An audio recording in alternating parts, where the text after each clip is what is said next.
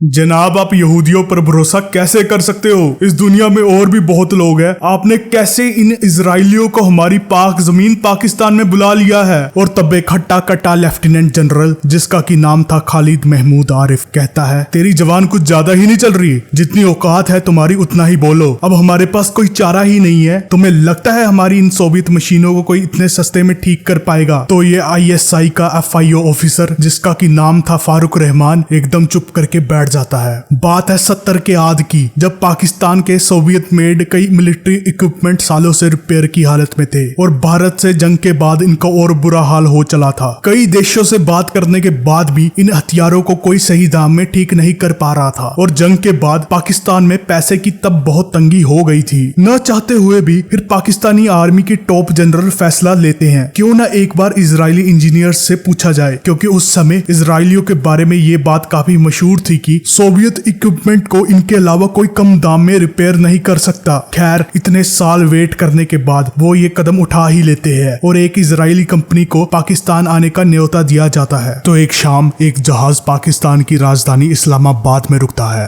और उसमें से उतरे इजरायली लोगों को बिना किसी को भनक लगे पाक आर्मी की लग्जरी गाड़ियों में बैठाकर एक आलीशान होटल की तरफ ले जाया जाता है। और फिर कुछ घंटे बाद इन लोगों की लेफ्टिनेंट जनरल खालिद के साथ मीटिंग होती है और मीटिंग की शुरुआत वो लेफ्टिनेंट जनरल खालिद ही करता है और बोलता है, हमें उम्मीद है आपको हमारी मेहमान नवाजी पसंद आई होगी और मेरे कोलीग्स ने यहाँ आपका पाकिस्तान में क्या रोल रहने वाला है उसके बारे में समझाया होगा। तो थोड़ा समय लेने के बाद इजरायली काउंटर पार्ट भी बोलता है कि पहले तो हमें आपकी मेहमान नवाजी बहुत पसंद आई और अब हम आपको इजरायली क्राफ्ट दिखाने के लिए बहुत उत्सुक हैं। और इसी को लेकर ये मीटिंग कुछ और 1 घंटा चलती है और काफी हद तक सफल रहती है। खैर, जब सारे चले जाते हैं तो फिर वो FIO ऑफिसर उस लेफ्टिनेंट जनरल के सामने एक रिपोर्ट पेश करते हुए बोलता है कि मैंने कई महीनों तक अपने मल्टीपल सोर्सेस से इन मेहमानों का बैकग्राउंड चेक करवाया है और मुझे सबका ही बैकग्राउंड क्लीन मिला है। पर फिर भी आप कहो तो क्या हमें इन इजरायलियों की जासूसी के लिए कुछ बंदोबस्त तो नहीं करने चाहिए? इस बात पर फिर ये लेफ्टिनेंट जनरल जल्ला कर इसको पढ़ता है और बोलता है, नहीं, अभी ऐसा सोचना भी मत। हमारी एक गलती सारी बनी बनाई बात खराब कर देगी। मेरे ऊपर आगे एस्टेब्लिशमेंट का काफी प्रेशर है और तुम्हारा जो काम है वही करो और देखो ये इस्लामाबाद के बाहर ना जा पाए। तो कुछ अगले दिनों तक ये इजरायली इंजीनियर्स पाकिस्तान की उन सोवियत वॉर मशीनों की जांच करने लगते हैं और हर शाम उनकी उस लेफ्टिनेंट जनरल से मीटिंग होती थी जहां वो अपनी उस दिन के लिए चेक की गई मशीनों की रिपोर्ट सौंपते थे। पर मशीनों की गिनती बहुत ज्यादा थी और इस इंस्पेक्शन में खर्चे का अंदाजा लगाने में कुछ हफ्ते का समय लगने वाला था कि तभी कुछ दिनों बाद पाकिस्तान में ईद की छुट्टियां आ जाती है, जिसकी वजह से इन इंजीनियरों का भी काम बंद रहने वाला था।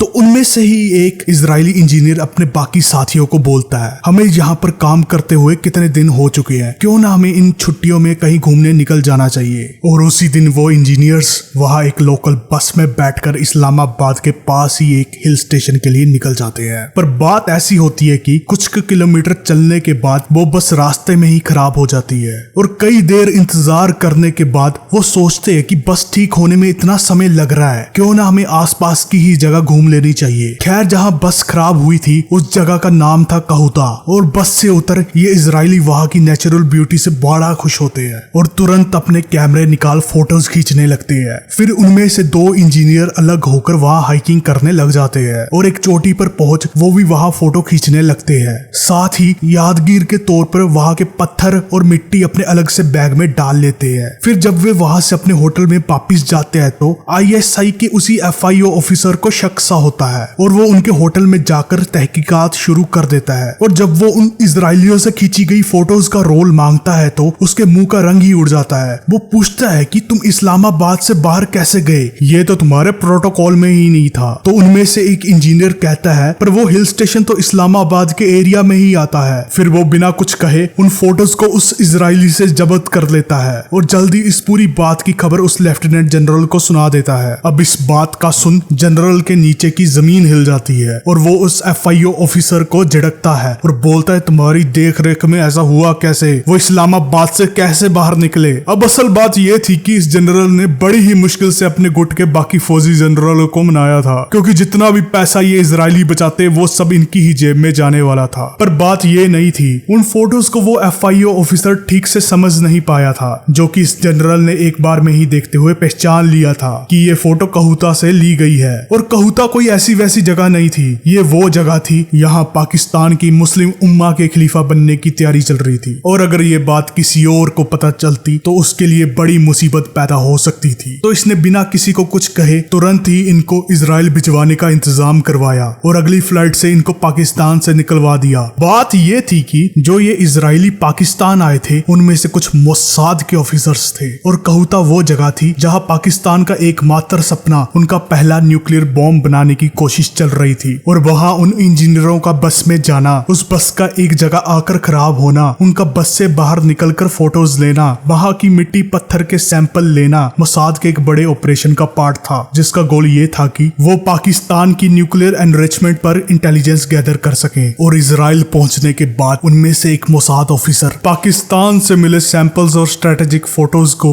अपने Mossad signals and material intelligence division को सौंपता है। पर बात थी कि ये सैंपल कहूता में सिग्निफिकेंट रेडिएशन लेवल बताने में थोड़े नाकाम साबित हो रहे थे और समझ नहीं आ रहा था कि पाकिस्तानियों ने कितने % की न्यूक्लियर एनरिचमेंट की है। और ये बात सुन मोसाद के एजेंट थोड़े मायूस हो जाते हैं क्योंकि इन एजेंटों ने इस मिशन को करने में काफी रिस्क लिया था। पर इस ऑपरेशन की असल कहानी तब शुरू होती है जब 1971 की लड़ाई में पाकिस्तान को दिन दिहाड़े इंडिया ने 2 हिस्सों में बांट डाला था और इस हार ने पाकिस्तान को अंदर तक हिला दिया था। और जो इंडियन आर्मी ने पाकिस्तान आर्मी की पैंटे खोल उन्हें बेइज्जत किया था, उससे उनकी दुनिया भर में थू थू हो रही थी। तो उसी वक्त से पाकिस्तान